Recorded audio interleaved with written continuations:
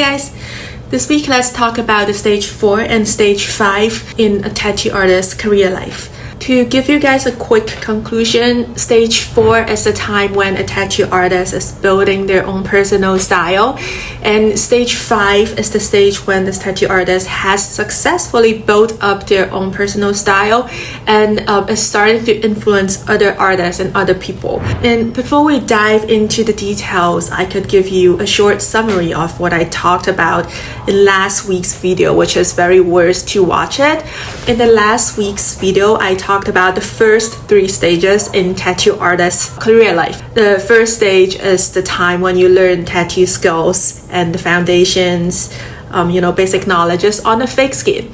Stage 2 is the apprenticeship stage where you learn to transfer all those skills onto the real skin and build up, the capability to tattoo independently, like tattoo for real clients.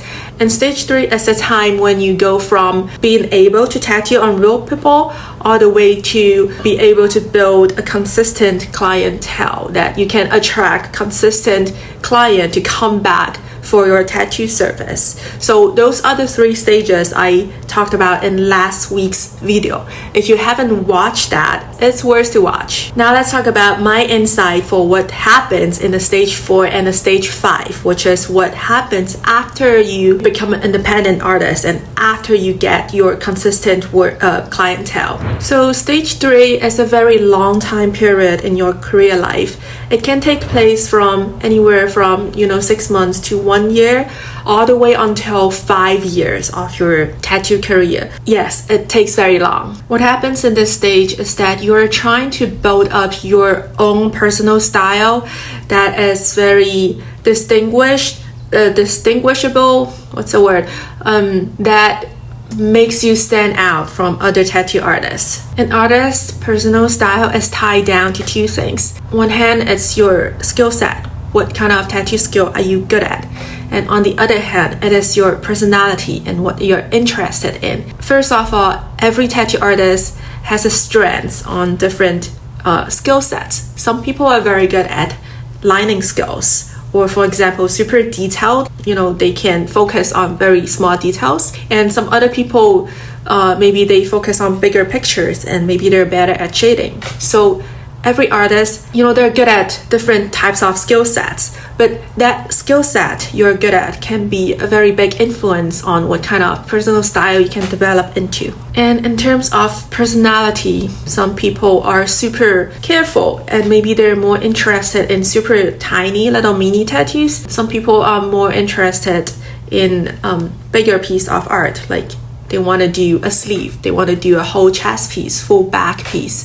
The interest and your personality, what style are you interested in? What is your art value, your aesthetic value, also contributes to your personal style. It could take you some time to, mix and match your different interests and what are you good at to test out groups of different styles and to eventually figure out what is your own personal style that works for long term. But if you have a mentor that knows you very well, and if this mentor is very experienced, they could perhaps foresee something for you, and that could just cut down your learning path to shorter. Because for experienced mentors, sometimes those traits for what you're good at and what you can do are pretty obvious, and they can show up in the very early stage.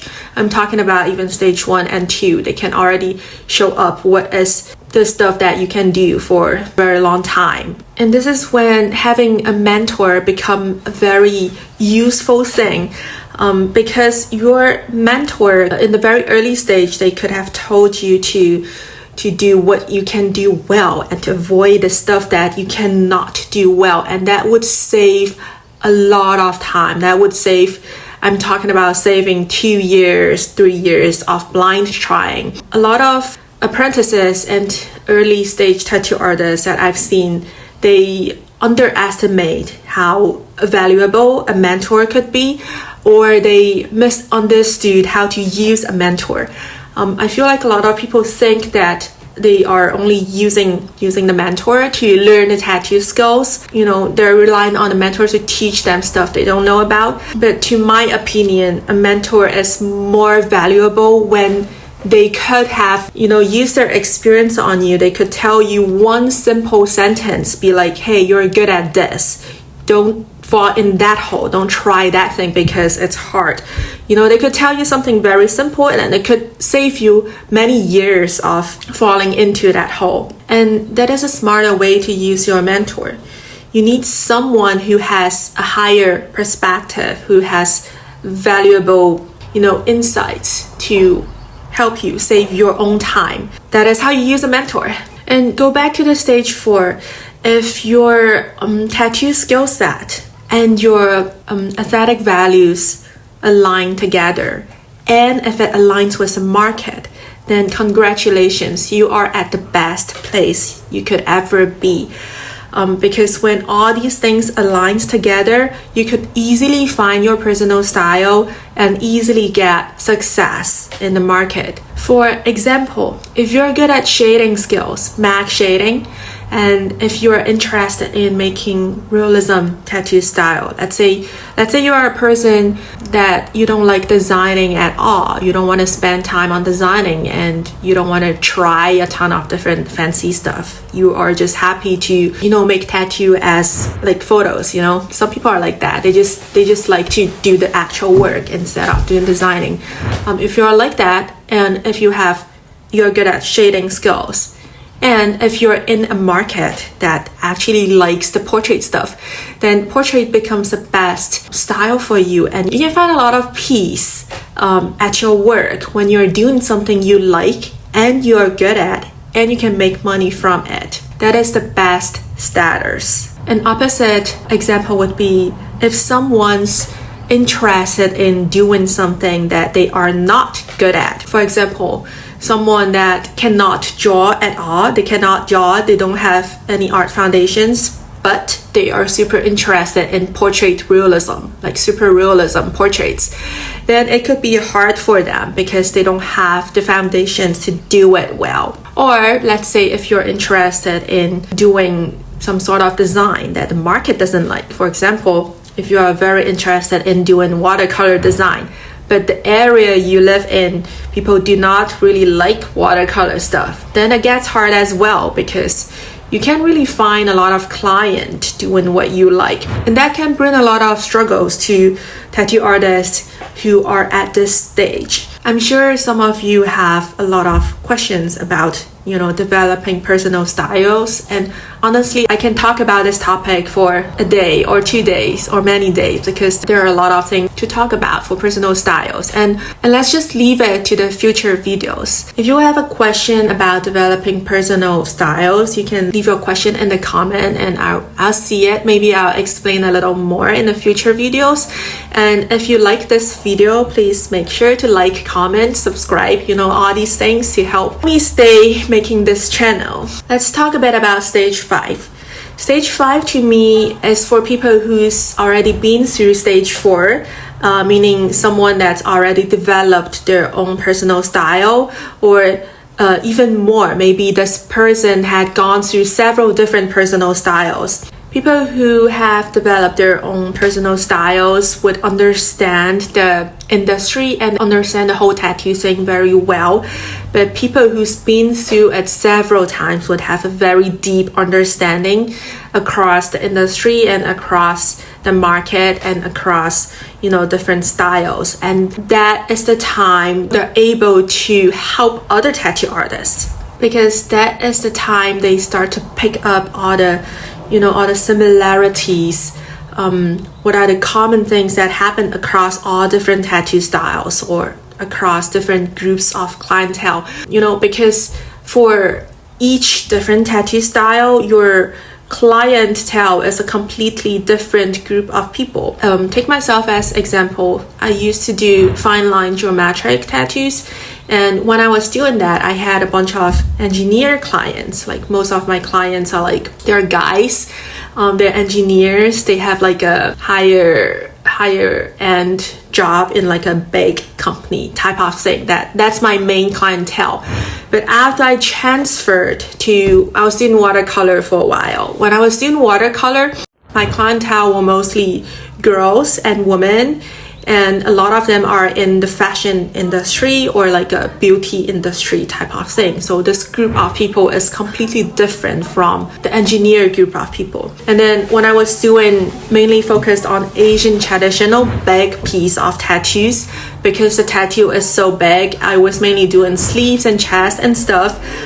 This clientele is completely different from the watercolor clients again, because watercolor clients like small little things, but my big tattoo clients are another group of clients. So by experiencing all these different groups of clients, I developed a deeper understanding of what it takes to develop another personal style and to quickly establish myself in this new style. And because I have this understanding, now I'm at the stage that I could actually help other artists under me to develop their own personal style and find their own place on the market. Stage 5 is definitely a later stage in tattoo artist's life. From what I see, a lot of people are stuck in stage 2 and stage 3. 80% of the tattoo artists can't make it to stage 4.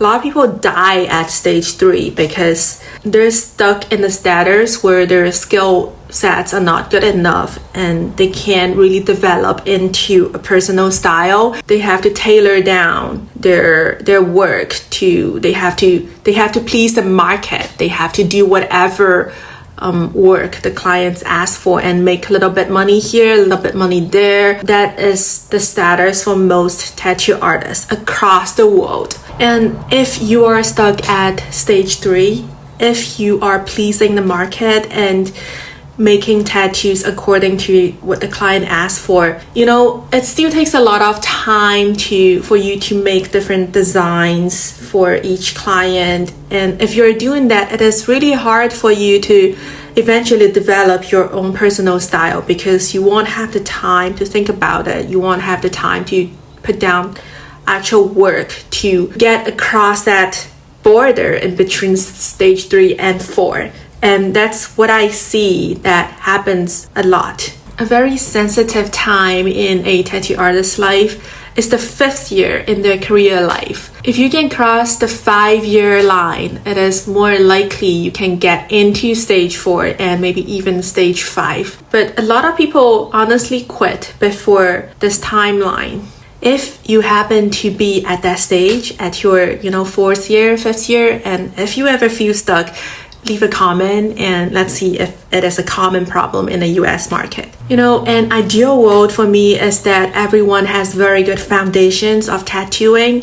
Everyone can do the basic tattoo skills well, and then based on that, everyone's particularly good at some certain groups of certain tattoo technique, and everyone puts their effort into developing their own personal style. Everyone can become, the best artist they could be by putting effort into discovering the art, by putting effort into, bring out the emotions in the art and make good art, and not limited and restricted by not knowing how to make certain tattoo skills. Nobody's limited by simple stuff, such as, can shade well or can't make a line straight, such things, because these things are so basic. They should not be an obstacle for us to be better artists. And in an ideal world, ideally, we could all talk about tattoo techniques openly.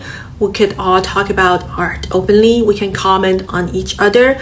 We can help each other grow into, better artists. And that's what I'm trying to do within my studio, like in my group for my artists. That's what's me. I'm trying to encourage people to talk to each other openly and help each other with the art, with the tattoo, with everything.